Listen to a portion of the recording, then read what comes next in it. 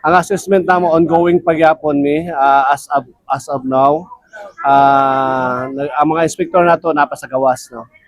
Up to wala pa order ang Office of Building Official namo na head o si ang executive padayon gyapon mi sa pag inspection sa mga building. Ang mga usually ang amoang is daghan-daghan na po ng amoang na inspection.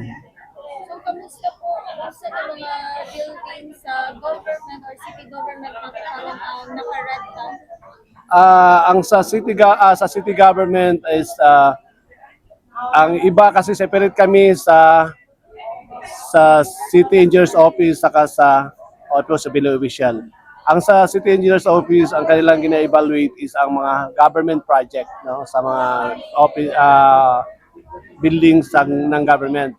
Ang amin lang talaga dito is ang ang private buildings no.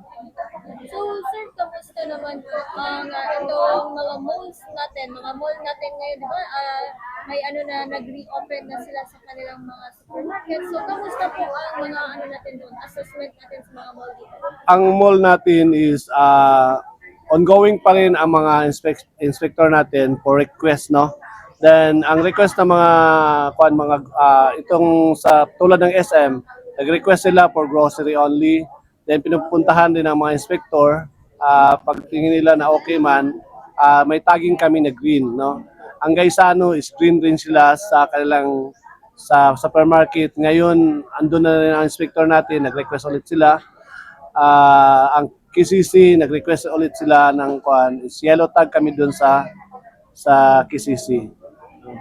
So, sir, ito sir, no, pagpaklaro na to sa katauhan na ini nga kabahin ini mga color coding na to karon so murag daghan pa ang naglibo ga unsa gyud ang buot Okay. pasabot sa yellow tag. Okay.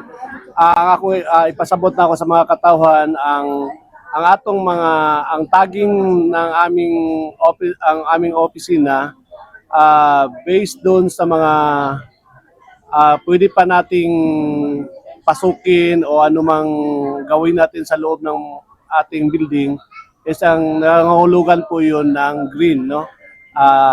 Pwede nating pasukin anytime.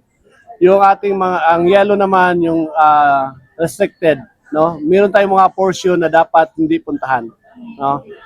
Kung halimbawa na mayroong mga walling na kondon, huwag tayong magtapat doon sa wall na yon kasi restricted siya, hindi siya dapat punta-puntahan lang. Ang ating red is off limits. Hindi dapat siya puntahan talaga. Walang tao, walang maliban lang kung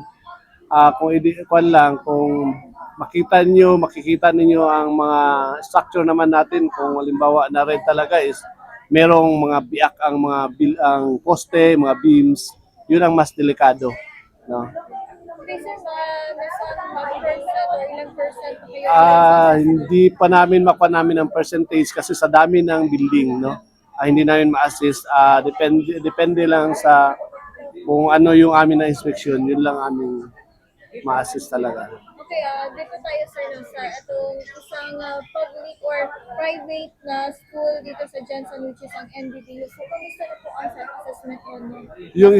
Yung sa Lagaw na sa IVED is yung assessment nun is red talaga yun, no? Na bumagsak talaga siya.